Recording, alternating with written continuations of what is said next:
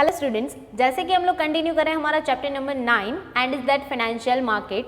आज हम लोग देखने वाले हैं unorganised money market and organised money market, जो कि हम लोग कैरेक्टरिस्टिक में ऑलरेडी देख चुके हैं कि हमारे जो मनी मार्केट है उसमें मेनली 2 पार्ट में वो डिवाइडेड है। एक तो ऑर्गेनाइज है, सेकेंड वन अनऑर्गेनाइज है। क्लियर? तो हम लोग शुरू करते हैं ऑर्गेनाइज मनी मार्केट के थ्रू कि उसमें क्या डिफरेंस है दोनों में। क्लियर? तो फर्स्ट वन है ऑर्गेनाइज मनी मार्केट, तो कि it's a formal money market, यानी कि यहाँ पे सब कुछ आपको फॉर्मली कंडक्ट करना पड़ेगा। उसके जो भी प्रोसेस है, रूल्स रेगुलेशन है, उन सबको आपको कंसिडर करना पड़ेगा। क्लियर? यानी कि ये फॉर्मल है।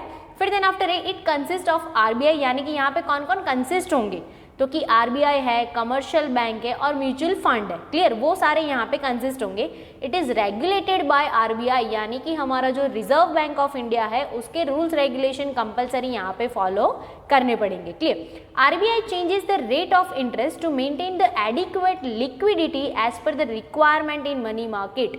आरबीआई अपने हिसाब से जो इंटरेस्ट का रेट है उसमें कोई भी चेंजेस ला सकता है, और वो चेंजेस लाने का रीजन क्या होता है, तो कि लिक्विडिटी जो है वो एडिक्वेटली मेंटेन हो, बैलेंसली मेंटेन हो। सो दैट्स वाई आरबीआई जो है वो अपने इंटरेस्ट रेट में चेंजेस कर सकता है। Clear? Organised money market includes financial instrument like, यानी कि ऑर्गेनाइज मनी मार्केट जो है उसमें फाइनेंशियल इंस्ट्रूमेंट कौन कौन से इंक्लूड किए जाएंगे।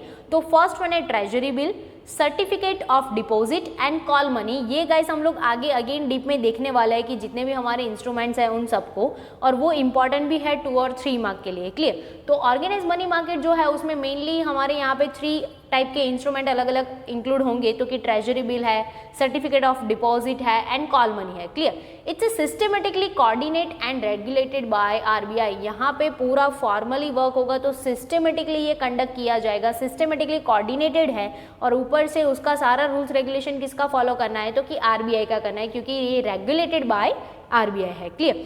फिर देन आफ्टर है अनऑर्गेनाइज मनी मार्केट। अब देखते हैं कि ऑर्गेनाइज मनी मार्केट जो था वो पूरा हमारा फॉर्मल था, आरबीआई से रेगुलेटेड था, और उसमें अलग अलग टाइप के इंस्ट्रूमेंट इंक्लूड होते थे। क्लियर? यहाँ पे चेक करके देखते हैं कि अनऑर्गेनाइज मनी मार्केट क्या है। Clear? Unorganised money market is informal, यानी कि मेन डिफरेंस आपको पता चला गाइस कि ऑर्गेनाइज है वो फॉर्मल है, अनऑर्गेनाइज है वो इनफॉर्मल है। Clear? There is a no regulation of any centralised institution on it, यानी कि कोई भी इंस्टीट्यूशन के रूल्स रेगुलेशन यहाँ पे फॉलो नहीं किए जाएंगे। Clear? There is a no any rules and regulation, यहाँ पे कोई और रूल्स रेगुलेशन भी नहीं बनाए गए हैं। Clear? This money market consist of, यहाँ पे कौन कौन कंसिस्ट होंगे, वहां पे कौन कौन कंसिस्ट था, तो कि आरबीआई था, कमर्शियल बैंक था, म्यूचुअल फंड था। क्लियर? तो अनऑर्गेनाइज में कौन कौन कंसिस्ट किए जाएंगे, यानी कि वो लोग पैसे लैंड करते हैं। क्लियर? तो वो है मनी लैंडर्स है, लैंडलॉर्ड्स है, श्रॉफ है, यानी कि पुराने ज़माने में हम लोगों ने सुना होगा या तो फिर मूवी में भी देखा होगा कि भाई ये लैंडलॉर्ड्स है, या तो फिर ये जो मनी लैंडर्स होते हैं वो क्या करते हैं, जो आपकी ज्वेलरी वगैरह है लैंड के बेसिस के ऊपर आपको थोड़ा बहुत पैसा देते हैं, और फिर धीरे धीरे उसके इंटरेस्ट में वो लोगों को इतना दबा देते हैं कि ताकि अगर 5 साल 10 साल के बाद भी अगर वो लोग पैसे नहीं चुका पाते तो उसकी पूरी ज़मीन चली जाती है, गहने चले जाते हैं, बाकी की प्रॉपर्टी भी चली जाती है। क्लियर? मतलब ये लोग ज़्यादातर जो लोग उसके पास से पैसे लेते हैं ना, उससे वही ट्राई करते हैं कि उसका प्रॉपर्टी वो लोग ले ले। क्लियर? उसका इंटरेस्ट रेट भी इतना ज़्यादा होता है, क्योंकि यहाँ पे किसी का कोई रूल्स रेगुलेशन नहीं है। अगर कोई ऐसा बोलता है कि आपको मेरे से पैसे चाहिए, आपको 50% इंटरेस्ट देना पड़ेगा, हम लोग उसको कुछ बोल भी नहीं सकते, क्योंकि उसका ये पर्सनल है और इनफॉर्मल है। क्लियर? और पुराने मूवी में ये सारी सिचुएशन ज़्यादा देखने को मिलती है कि कोई किसी को ज़मीन देता है, ज़मीन के हिसाब से भाई आप मेरी ज़मीन ये रख लो, फिर हम लोग यहाँ पे काम करेंगे, उसमें से जो आधा मतलब जो क्रॉप वगैरह होता है वो बांट लिया जाता है, फिर भी उसको इंटरेस्ट तो पे करना ही होता है। मतलब यहाँ पे घर के रूल्स रेगुलेशन यूज होते हैं। क्लियर? इन शॉर्ट इनफॉर्मल है तो so that's why there is a lack of coordination. यहाँ पे कोऑर्डिनेशन बहुत ही कम है, क्योंकि कोई रूल्स रेगुलेशन है ही नहीं। And this market is develop in rural area of India, यानी कि ज़्यादातर ये हमें अर्बन में देखने को नहीं मिलता है, क्योंकि ज़्यादातर अर्बन के जो लोग होते हैं उसको थोड़ा बहुत इन्फॉर्मेशन होता है, नॉलेज होता है, तो चीटिंग होने का यहाँ पे चांसेस कम है, क्योंकि बैंक वगैरह बहुत ही इजीली यहाँ पे अवेलेबल हो जाता है।